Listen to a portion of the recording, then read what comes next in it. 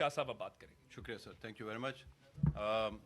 بسم اللہ الرحمن الرحیم. میں آپ سب کا بہت تہ دل سے شکر گزار ہوں کہ آج آپ یہاں پہ تشریف لائے.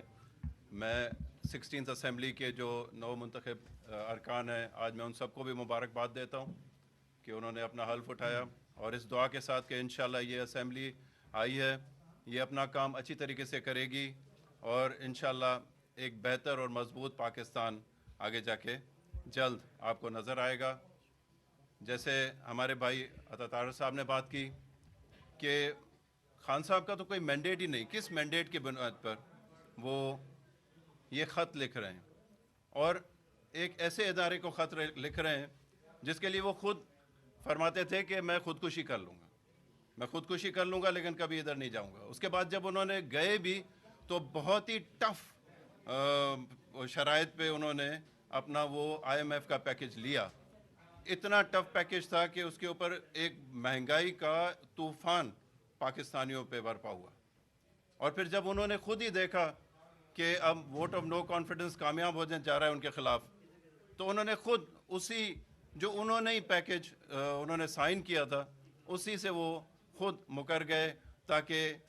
ڈیفالٹ میں چلے جائیں اور ہمارے پر اکنامک اور پرابلمس آ جائیں, کرنچز آئیں, کرائسس آئیں.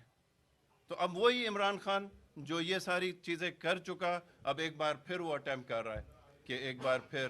وہ IMF کو بیچ میں لائے. اب وہ کس حساب سے, کس مینڈیٹ سے, کس اپنے عہدے کے حساب پہ یہ خط لکھ رہے ہیں ہمیں نہیں معلوم, لیکن اس کا جو اس کی وجوہات ہیں وہ صرف ہمیں ایک چیز نظر آتی ہے کہ وہ ایک بار پھر پاکستان کو تکلیفوں کی طرف دھکیلنا چاہتے ہیں. اس میں ایک چیز میں بھی ایڈ کرنا چاہتا ہوں آپ کے لیے کہ میرے حساب سے بڑی سینئر اور سیزنڈ اس بار یہاں پہ جو بیٹھے ہوئے ہیں, اب جو پارٹیز ہیں وہ سیزنڈ ہیں اور وہ اس بات کو سمجھتی ہیں. پہلے تو میں اپنا ہمارے جو پرائم منسٹر شریف صاحب,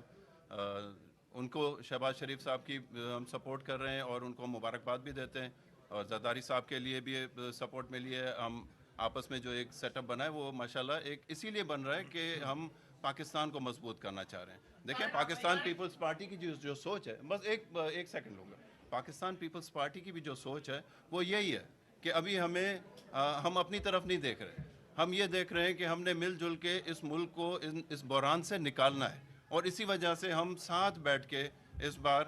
یہ چاہ رہے ہیں کہ ہم ان مسئلوں کو حل کریں. بلاول صاحب نے بڑا ایک کلیئر میسج دیا تھا کہ میری لڑائی, میری پولیٹیکل جو سامنے وہ کسی پولیٹیکل سوچ سے نہیں ہے. میری ابھی جو چیلنج ہے وہ ہے مہنگائی سے مقابلہ کرنا ہے, بے روزگاری سے مقابلہ کرنا ہے, اس ملک میں جو فائنینشیل کرنچز ہیں, جو ہمیں اکنامک کرائسس ہیں, ہمیں اس سے مقابلہ کرنا ہے.